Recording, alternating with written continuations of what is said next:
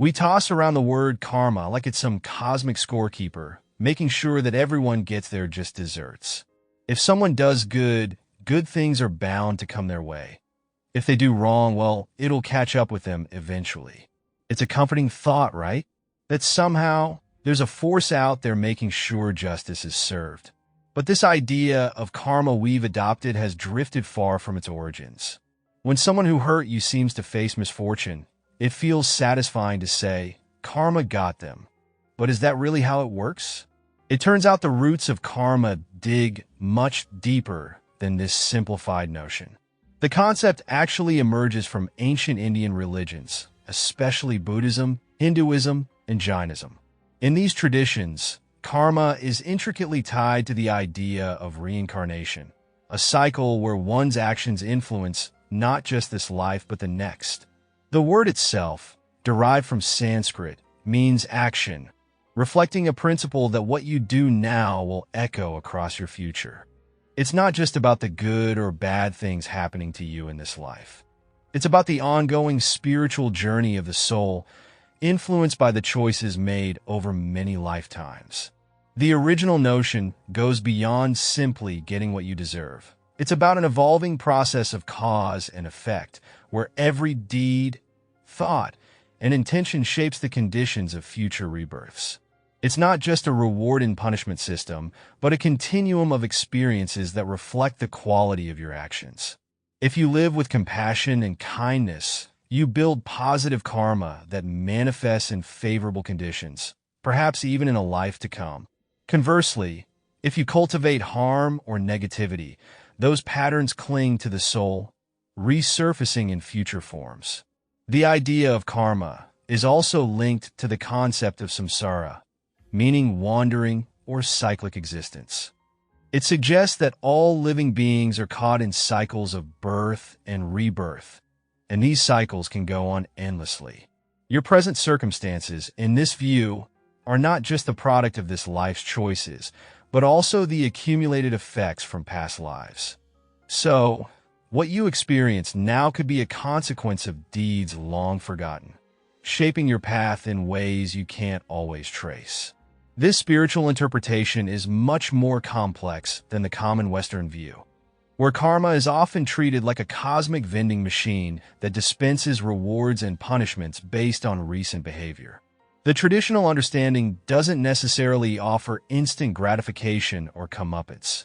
It's a more profound and layered system of moral development that unfolds over countless lifetimes.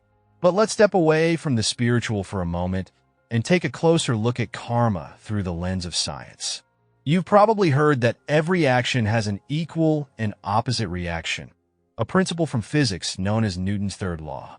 Some argue that karma operates on a similar principle, where the energy you emit, whether positive or negative, will eventually come back around. Though there's no scientific proof that karma as a force exists, we can see how our actions create ripples in our lives, often in subtle ways we don't immediately notice. It's easy to see how people link seemingly random events to karma. For instance, if you snap at someone in a moment of frustration, then later face an unrelated setback like a flat tire, you might connect the dots and think, maybe I deserve that. The idea of karma becomes a convenient narrative for making sense of life's ups and downs, even if the reality is that random events are just that, random. Still, there's some truth in the idea that what goes around comes around, particularly when it comes to human relationships and social behavior. The work of organizational psychologist Adam Grant provides some insights into this through a different angle. In his research on motivation, leadership, and kindness within organizations, Grant found that consistently acting with generosity and building genuine connections does eventually pay off. It's not about some mystical force balancing the scales, but rather about how goodwill fosters trust and cooperation. When you show up for others and create positive interactions, it strengthens your social network, which in turn supports your progress over time. So, does karma really exist? Or is it just a comforting story we tell ourselves? The truth might lie somewhere in between. From a psychological perspective, practicing kindness and compassion does tend to bring about positive outcomes. not because of some unseen force, but due to the effects of healthy relationships and community support. It's less about cosmic justice and more about the natural human tendency to reciprocate positivity, making life better for everyone involved. But the spiritual roots of karma remind us that the stakes are much higher than simply reaping rewards or avoiding punishment in this life. They call for a broader understanding of how our actions shape not just immediate circumstances, but the very essence of our journey through existence.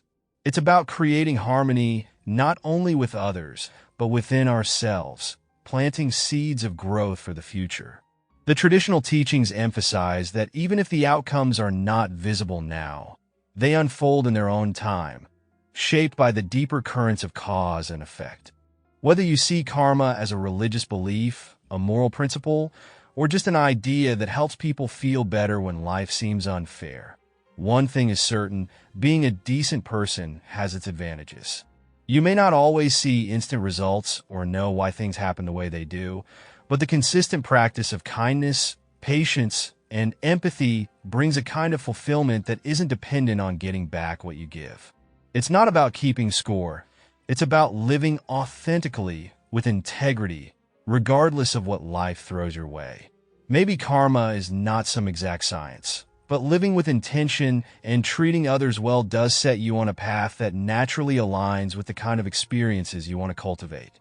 Call it karma, call it social capital, or just call it being a good human.